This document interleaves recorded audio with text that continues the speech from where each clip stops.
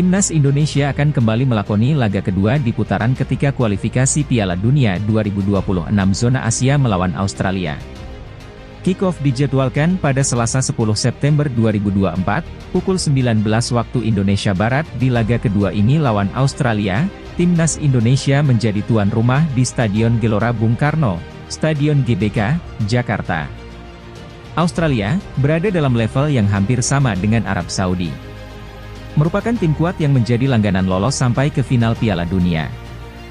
Bagi Timnas Indonesia, ini laga berat berikutnya bersama lawan dari grup C zona Asia kualifikasi Piala Dunia 2026. Hasil positif saat bisa menahan Arab Saudi menjadi bekal bagi pasukan Garuda asuhan Shin Tae-yong menghadapi Australia. Shin Tae-yong diprediksi akan tetap mempertahankan formasi dan line up seperti saat melawan Elang Hijau Arab Saudi di King Abdullah Sports Duty, Jeddah. Saat melawan Arab Saudi, terbukti formasi yang diterapkan Shin Tae-yong mampu menahan imbang tuan rumah dengan skor 1-1. Shin Tae-yong menerapkan formasi 5-4-1 untuk Timnas Indonesia saat lawan Arab Saudi. Ketika melawan Australia, formasi tersebut diprediksi akan dipertahankan. Lewat formasi tadi, Shin Tae-yong menyisakan satu pemain, Rafael Struijk sebagai striker utama yang di-backup 4 pemain di lini tengah.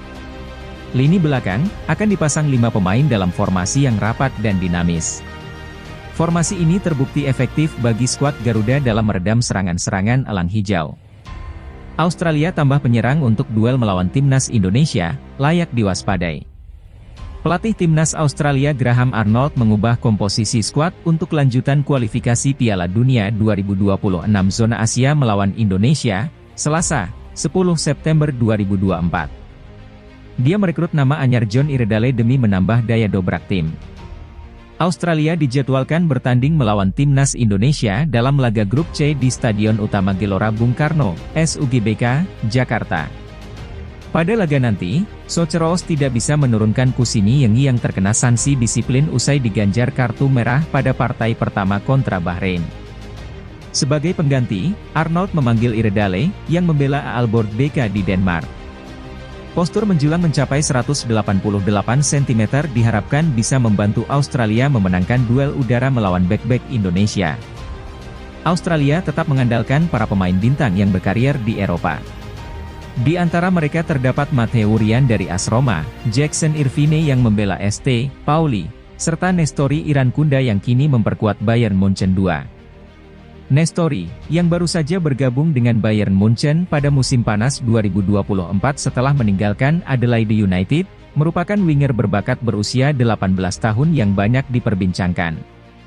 Namun, perjalanan Australia di putaran ketiga kualifikasi Piala Dunia 2026 diawali dengan langkah yang kurang menggembirakan.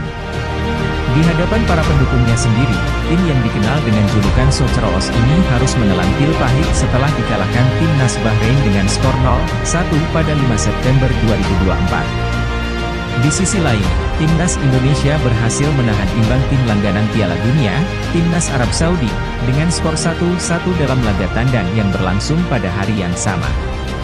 Pertemuan terakhir antara kedua tim terjadi di babak 16 besar Piala Asia 2023 di Qatar pada 28 Januari 2024, di mana Australia berhasil mengalahkan Timnas Indonesia dengan skor telak 4-0. Sekarang semua fokus pada reaksi, karena Timnas Indonesia akan menjadi lawan yang sangat menantang di hadapan 90.000 pendukung setia di Jakarta, ungkap Arnold beberapa waktu lalu.